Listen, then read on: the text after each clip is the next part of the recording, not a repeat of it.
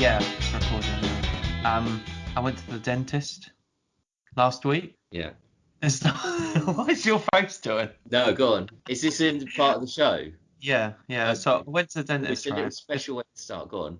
Just a little, just for a checkup, and the bloke said, "Yeah, they're looking good. They're looking good. Might need to have a root canal at some point," which I'm absolutely petrified about. It's got very deep filling on my bottom left. That's tooth news for you. And at the end, he was like, do you ever like go on your teeth? Do you ever grind your teeth in the night? And I was like, oh, I don't know. I think so.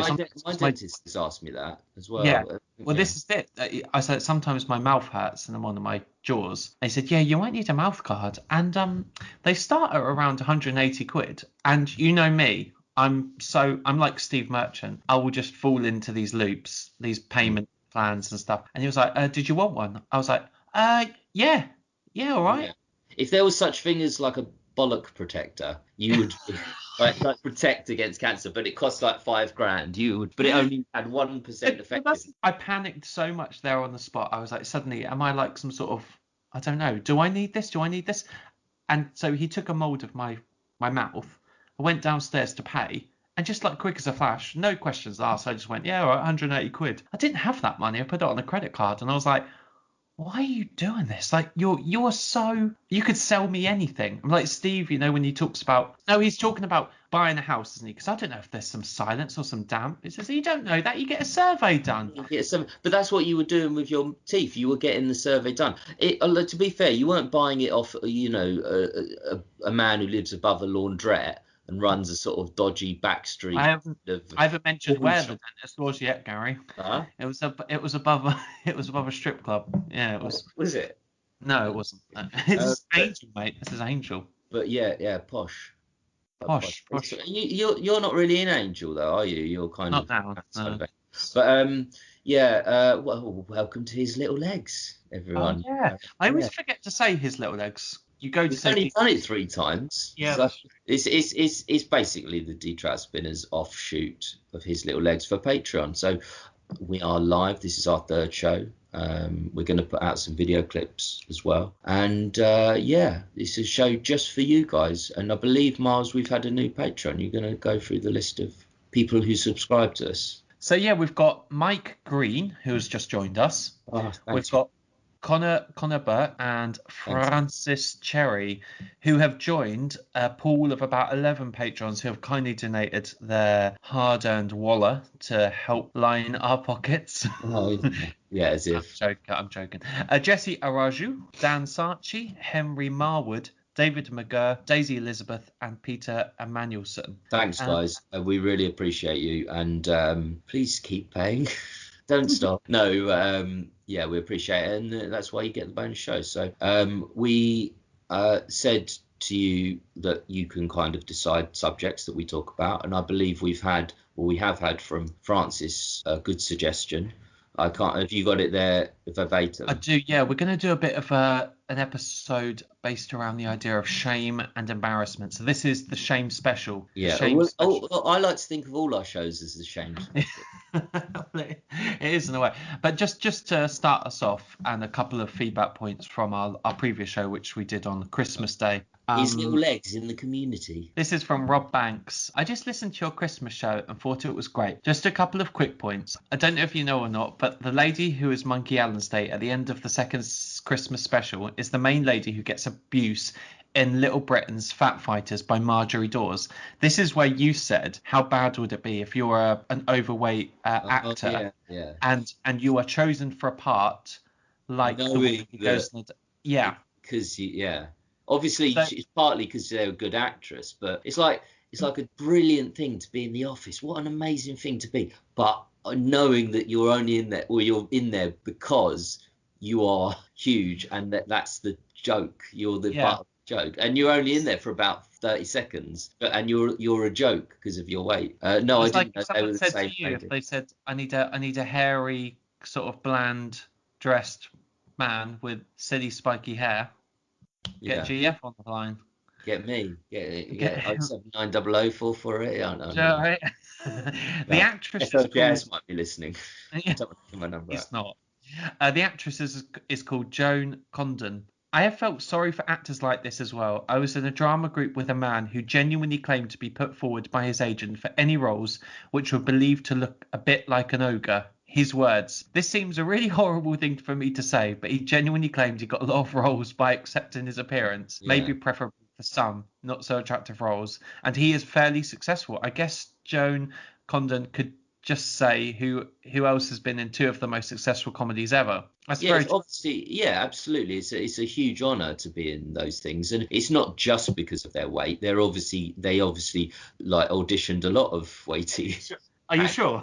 Well, I'm sure they did. Yeah, of course they would have. But if she's been in both those things, it must be because they're character actors, aren't they? You know, people who have strong characteristics don't tend to get main parts. They are character actors, and part of the aspect that gets them the role is an aspect of their physical appearance, you know, but good or bad. So he then goes on. Rob says, I really appreciated the stuff on Hospital Radio too. I used to do a lot of drama and comedy and had some amazing times. It was really interesting hearing your experiences and the way you channel your creativeness. I work in a bank in central London, which can be fairly dry, and I'm really keen to get back into doing more creative stuff in 2021, and your podcast has really helped to inspire me. Hope you both had a happy Christmas and have a smashing new year. Thanks, Rob. I hope you have a lovely new year and you make lots of lovely creative stuff. No, what a lovely email, Rob. Thank you very much for your feedback. And you sound like me. You're into drama, comedy, writing,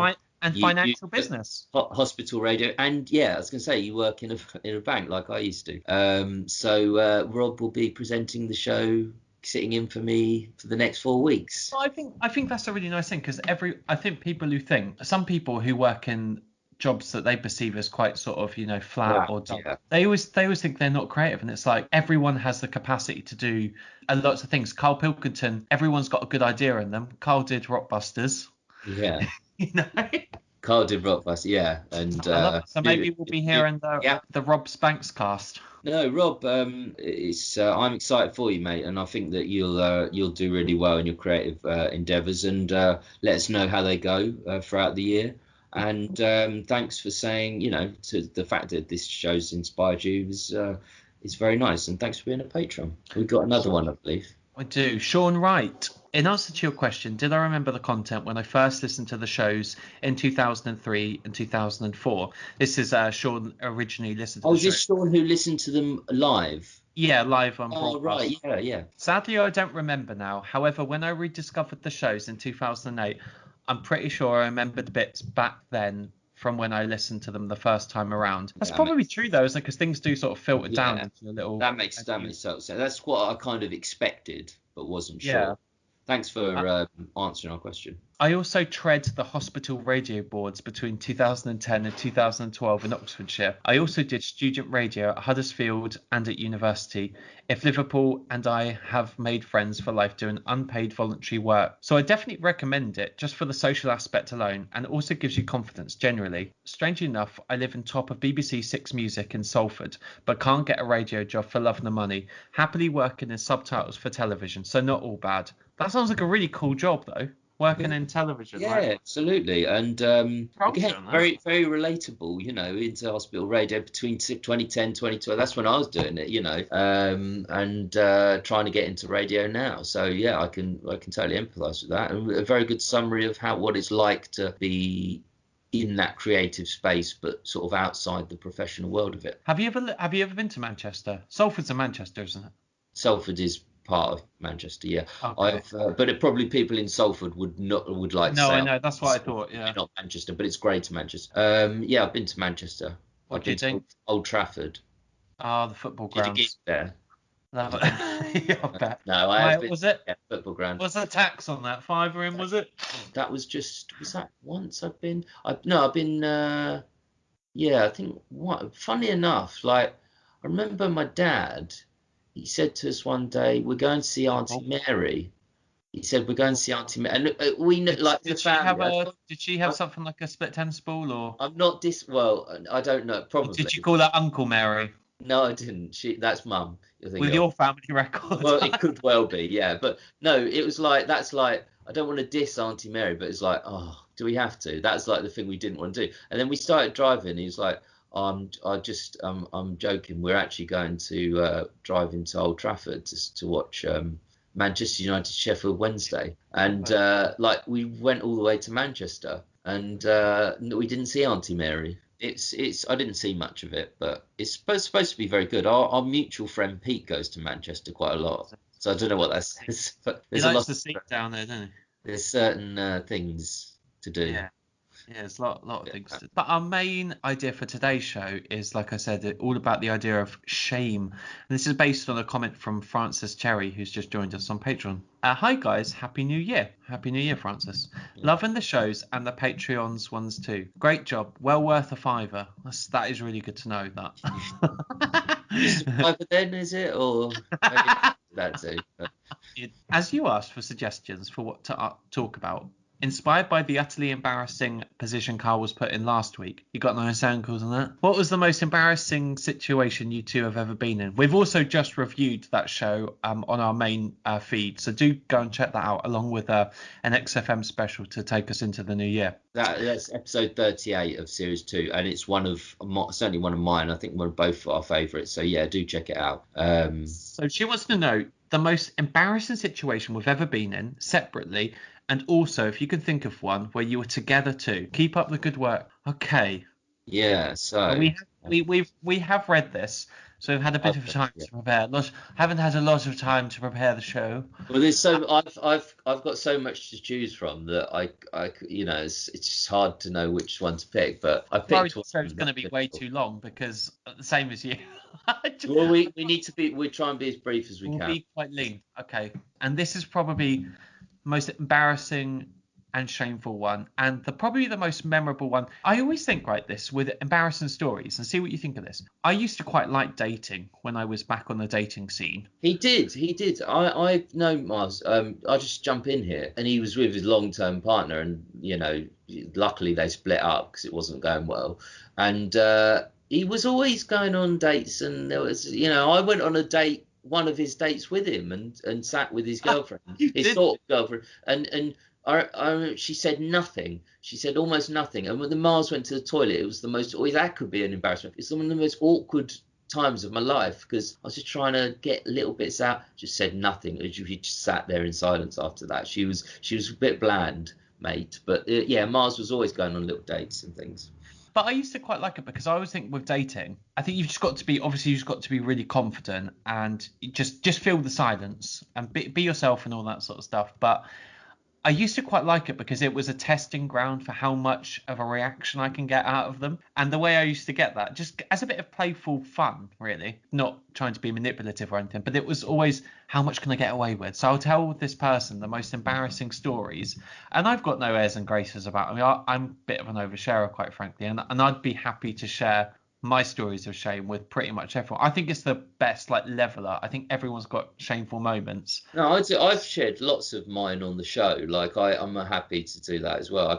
I think it's very therapeutic and kind of speaks to your self-worth in a way that you can share those memories without that's going to destroy my whole personhood, to share this. And it's also quite part of the sort of British sort of character, isn't it? This sort of self-deprecation. We do it so well.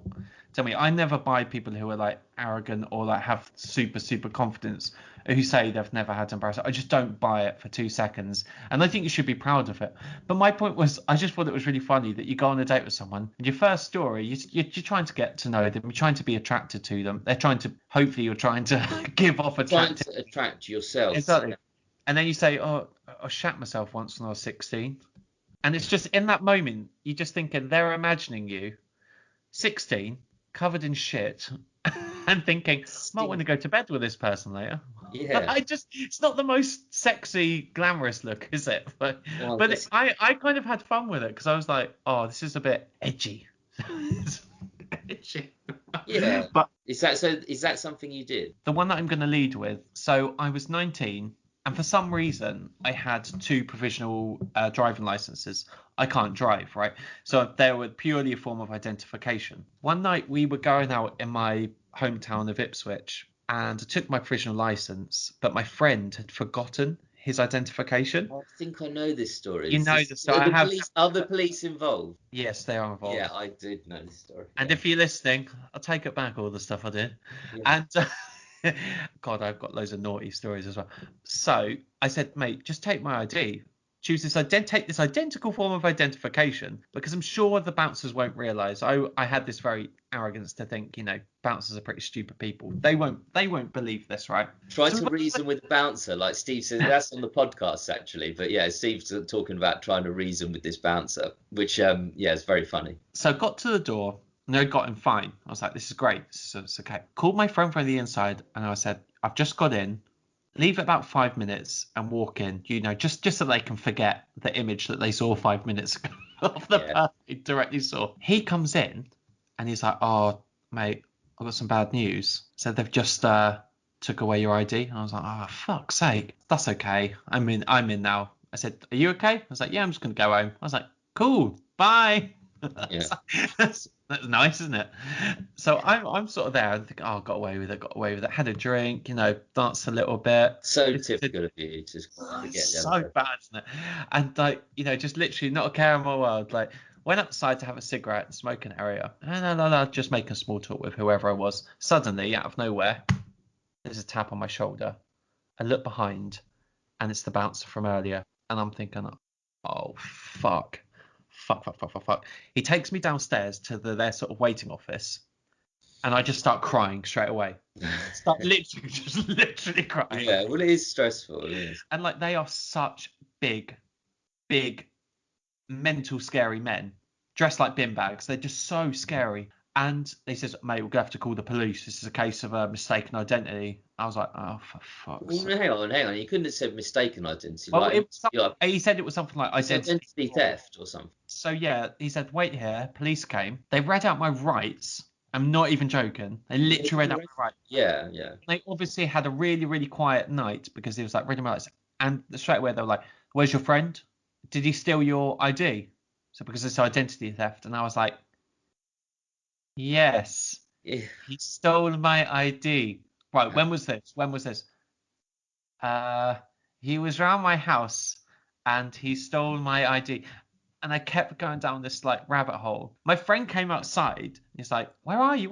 Came outside and he hugs me and he says, don't tell him anything. Whispering into my ear, don't tell him anything. Just play it cool, man. Just play it cool. And I was like, I can't really do this because I'm crying so much. Yeah. The police guy came up to me and he said, what do you do, mate? I was like, I'm a student at Brighton University. He was like, oh, yeah, backs against the walls, lads, backs against the walls, doing all those stupid... What, the police? Yeah, doing those that wouldn't happen today, but yeah. No, exactly. But then he said, you're going to get years for this, mate. You're going to get years. And I went... No, he was joking. Not in my state. No. I was fucking half cut full of Strongbow. I'm really, really not in the mood to hear this. Yeah. Potentially getting kicked off my course and a future in prison. I'm shitting myself, right? Anyway, so he takes me into the car and it's all kind of like quiet and I don't really know what's going to go on. And he was like, is someone here to pick you up? And I was like, well, you just left me in the car. I don't really know what to do. And he said, someone's going to need to pick you up or you're going to have to get out of this car. I was like, but you never told me what I need to do. Anyway, called my mum in the dead of night, probably about 2 or 3 o'clock in the morning, called them crying. And I said, Mum, I've lost my identity. And it was like, that was probably the best punchline that I could have written. But it was, and then she came, and then literally that whole night I was up all night, just crying, continuous crying, like shaking, rocking back and forth in this rocking chair that we had in our house, just thinking that I'm going to get time for this. You were never arrested at any point, were you, though? We went the next day to the police station to settle it, and it was all fine, obviously. Get off with like a, cheeky little warning. Obviously didn't do anything wrong, just had... It wasn't even a caution, though, was it? It was like just a verbal, you shouldn't do this. They can't caution me because I mean, Christ, look at me.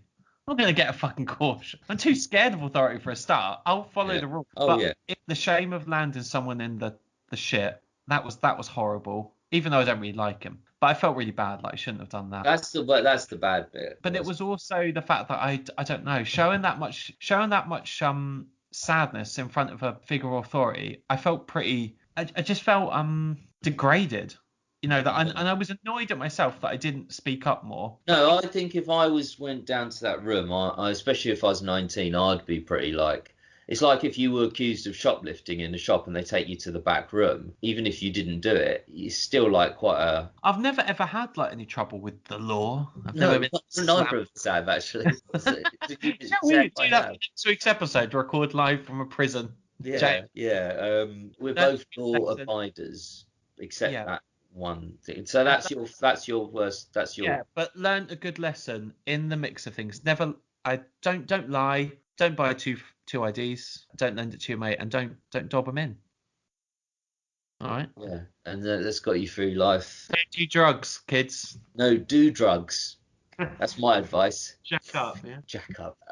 Yeah, that's yeah. I knew about that story actually. Yeah, you told me that, and I thought it happened when you were older though. You were 19. That's the story, and I'm sticking to it. Well, you talked about dates at the beginning, and my story isn't going to be about a date, but I've got some embarrassing date stories, and I've had dates where there's just been silence, like there's one in particular, just so much silence. It's so. But and then she ended up reading the sort of there was like a leaflet on the table. She was just sort of reading through that, we're just sitting there in silence. But the worst thing was then we went to leave, and it was just like, oh, okay, yeah, oh yeah, trying to be polite and just leave.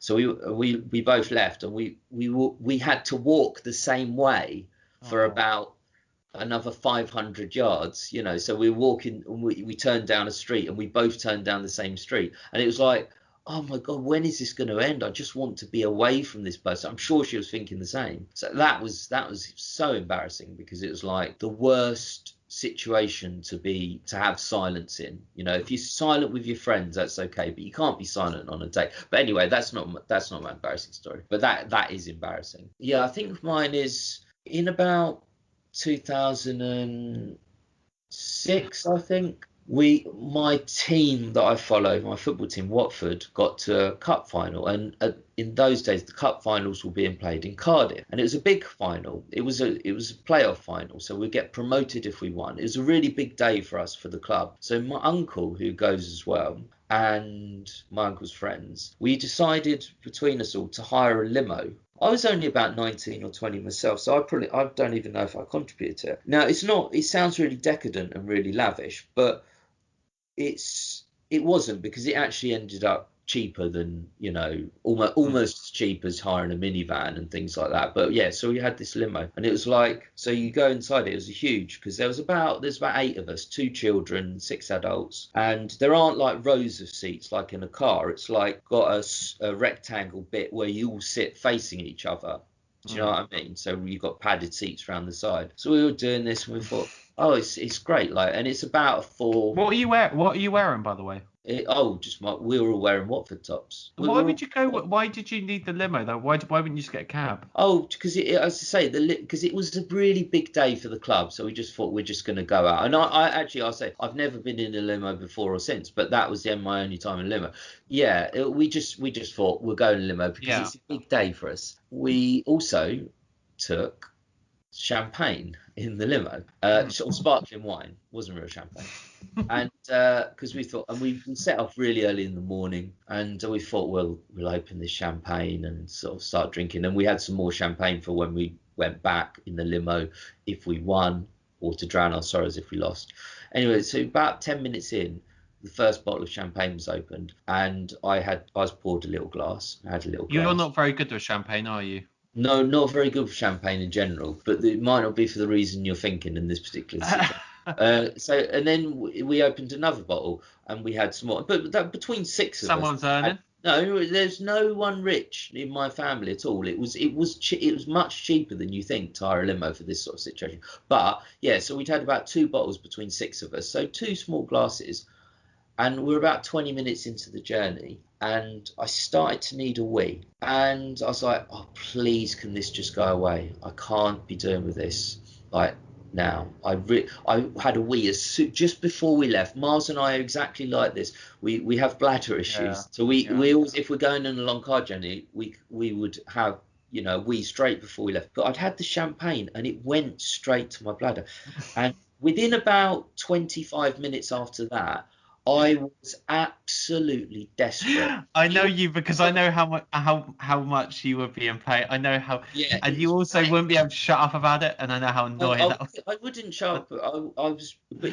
like, and we were about 45 minutes in to a 4.5 hour journey, and Oh, we God. couldn't stop on the way because we couldn't stop at the services because we timed it so that we'd get to the Yeah. stadium in time for the game. So I was like, what the fuck am I going to do? And everyone's chatting in the limo, and the worst thing, the thing you don't want to do when you bladder is bursting is chat to anyone. You just want to be silent. Yeah, But I know. chat was going on around worse, which chat was going on around me, which made it even worse. And I was absolutely desperate. And I said to my, I said, we've got to stop. I can't do this. We've got to stop. And I felt that this was slightly embarrassing. This isn't the embarrassing bit, but that was very embarrassing because there were two children in the car, and it was like one of the adults is the one asking can I stop for a wee, and like, but it should be the children who say that. But But it's not very glamorous, is it? Like, say, pulling over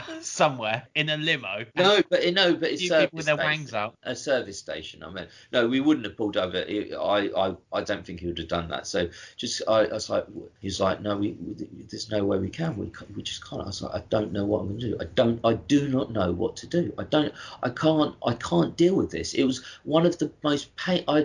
I can't Yeah. remember the exact pain, but it was one of the most painful situations of my life. Like, I sometimes really need a wee, and I'm at home and I'm in my bedroom, and I get to the point where I really, really need a wee, and I haven't gone for one. But that's fine because I know I can just take 6 steps and have a wee in Yeah. my privacy of my own home. But it's when you've got hours Oh, ahead of you, you can't. And I think he said to me, he said, like, looked at the champagne, but he said, well, you could go in that, go in the oh no, no. champagne bottle. I was like, well, oh God, I mean, I was so desperate that I'd take anything. We didn't have any other receptacles, so it was the only thing. So it's like, okay, I said, okay, I'm gonna have to go. Oh, no. He said, well, we'll kind of shuffle up one end. So they all shuffled a bit up, and it was like, Oh, we're gonna God. look the other way. We'd try and look the other. And there's two kids. They were looking back because it was funny to them. But the adults were kind of getting on with conversation. When it's like pretend conversation because everyone is Yeah. really focused on you, and their conversation is just like to try and pretend that they're not Can I focused. just say that I'm surprised that you said anything to these people? I'm guessing they're friends and family, so I know this is an okay thing for you to bring up to go, I really need to go to the toilet. Here's a champagne bottle. Like, I'm surprised that you said anything because I would have naturally assumed that. Because in those situations, all of your inhibitions go, obviously, so that's why you think it's fine to do the champagne thing. I would have been straight onto Jeeves in the driver's seat and gone, mate, I don't care if you ferried the Queen about. You would Get not. me the bottle. Don't act as if you would have been like really assertive in that I would situation. have panicked. What did you say No, at the time, Fray Ben? That sums it no. up. But no, you would like I did as much as I could. Like it was true. Fine. There is okay. So there's champagne. So everyone shoved, and there were friends and family, but they were like my uncle is not close family at all. Don't really like him, and his friends. So there were people I didn't really know that well, but I know my uncle well, but I didn't really know them well. So it's even more embarrassing. So they Yeah. shuffled up one end, and you can't even manage to get a stream going if you stand at a urinal, a normal place where people are supposed to wee, I don't. because other people might stand next to you. So you always go to a cubicle. I can go at a urinal, but it's that thing at a urinal. I get it. Like it's hard to go. Like, but imagine a urinal is a place where this is a place for wee. Like, it's completely socially acceptable to wee here. It's not in a limo into a champagne bottle. So I got, I pulled my trousers down. People were looking the other way, but they're all centered around you. Like, so that they're all looking in because they've There's no got. control stream there, though, is there? So you can't control the stream. Yeah, but hang on. But they're trying to look away, but they're kind of faced into me. It took a while, but I started going, and quite quickly the stream got quite like high pressure, as you Violent. imagine. But the thing about a champagne bottle is it's very got a very narrow aperture. very narrow. Like it's tiny, so you can't. You had no trouble there, did you? I But guess. yeah. So I was fine. I put it right in there, and just you can't put it right in and over. So it's splashing. So it's splashing out of the bottle, and all these people who I In didn't, a some didn't rented really limousine. rented limousine, and it was so. I went and basically I had more than the bottle could take, so I had to stop going, and we were like, well, what are we going to do with this? We can't just have it here. So Steve said we'll chuck it out the window. So we poured it out the window into the road as we were driving along, and then I went again with this, and I did the rest of and it was so embarrassing because it was like it's the worst situation to be in, to need a wee, like in that desperate. I'd rather need a poo or something. That's not as bad. It's not as painful, is it? And they It's not. said, here, have this champagne bottle. Yeah. Just do what you can with that. But yeah, so anyway, so I went to Champagne Bottle, and I was so relieved afterwards. But it was embarrassing that my wee was now in the car, a little bit, it's just splashed. So I knew it was there, and like I didn't particularly smell it, but I was like, oh, they're gonna smell it a bit, and it was so embarrassing. And within about an hour, I really needed a wee again, but I didn't go in champagne, but I waited because I didn't, it wasn't as bad as the first one. But there is something about being in a car journey. I bet if I was just sitting in my room that day and I drank exactly what I drank before, my bladder and my body would not go into meltdown mode about needing a wee. But there's something about your body and your mind knowing that you can't wee that makes you desperate. But that's it.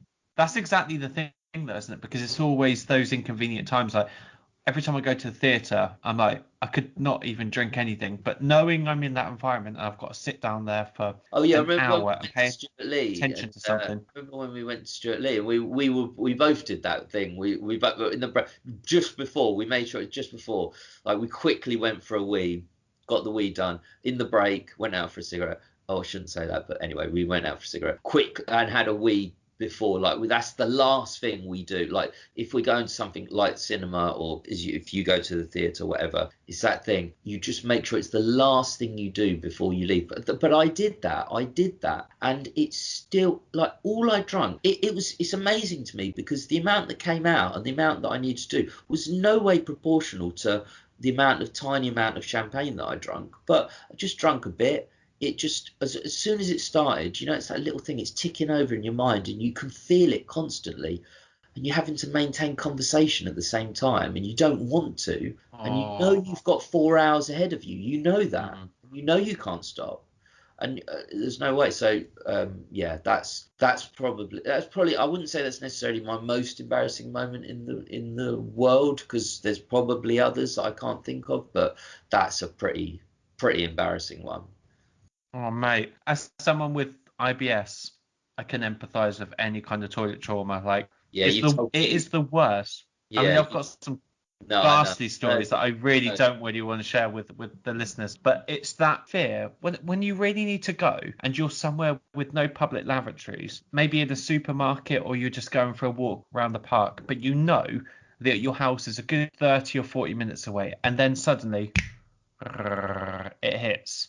Yeah. Your stomach goes in to the mode, and all you can think about is a lovely toilet. All you're imagining is a lovely glossy toilet, and you've got 40 minutes between your location and your toilet. You've got to get there. There is no ifs and buts. You've got to get there because you can't have anything in your way. I've stopped at people's houses before and like knocked on random residential houses and gone, hello, yeah, can I use your toilet? And this is true. Someone said, we don't actually, our toilets is being serviced at the moment. Yeah, I was but like, well, that's bollocks. to be fair, like I would be pretty sort of reticent to let someone who needed a poo desperately, who I don't know, who just knocked on my door. No. I don't know, to have a poo. I'm not saying I wish they did let you in. I would, I probably would let someone in, but I'd be reticent about it. I'd at least it was a door, not a buzzer. Let's get that street. Oh yeah. So he opened the door. Yeah, that's true, because I'm not going to let someone stranger in. If it's a trick or treat, you go, no, sod off, you prick. Trick or treat, and the So trick is I'm going to poo toilet. they could go into the bathroom and then wait for me there outside. I've gone in salons before when I haven't needed a haircut. Yeah, I've stopped a haircut before and I've told done him. horrible things. I've stopped a haircut before in the halfway through and just said, please, can I use your toilet for a wee? But I do know what you mean when your stomach's like, and actually probably I said before I'd rather need poo. But if I needed to poo that badly, as much as I needed to wee, it probably would have been even worse, because there would have been no way I could go at least. But having to wee in front of around people I didn't know, kind of half knew, and didn't really like, didn't want to. In it sat down as well, which is hard. Yeah. And holding a champagne bottle and trying to get the stream into it, and it's splashing. Yeah. I think to sum this up, I think embarrassing moments and shameful moments are some of our most memorable, most formative experiences. And let's face it, life would be pretty fucking dull if you didn't have any slip-ups, if you didn't have any failures, and if you didn't have any embarrassing stories. Because like we said, these are the stories that you tell. These are the stories that you go on dates with. Yeah, yeah, we've both had embarrassing dates, and I think everyone probably has. But it'd be interested to know, you patrons out there, all 11 of you, what your most embarrassing moments are. Because Mars is right, I think it's described it well. They are formative experiences. They are very memorable, and it can help to share them and be open about them. But I think that it's also embarrassing, because it's inherently, that's the thing, it's an embarrassing moment. So it's difficult to as well. But yeah, let us know your embarrassing moments if you want to. I'd love to know. And Francis in particular, because you made us talk about that. I want to know what your most embarrassing. I think we've all learnt something today. Do email us spinnerspodcast@gmail.com or on Twitter @spinnerspodcast. I'm going to have a good lie down now in a cold bucket, in a cold bath of ice, just to think about what was said today. Gary, what are you going to do today, mate? After today's people's shoulders or something on this in Asda. Anyway, cheers, guys. This has been His Little Legs with Miles and Gary. Cheers for listening, and we'll be back soon.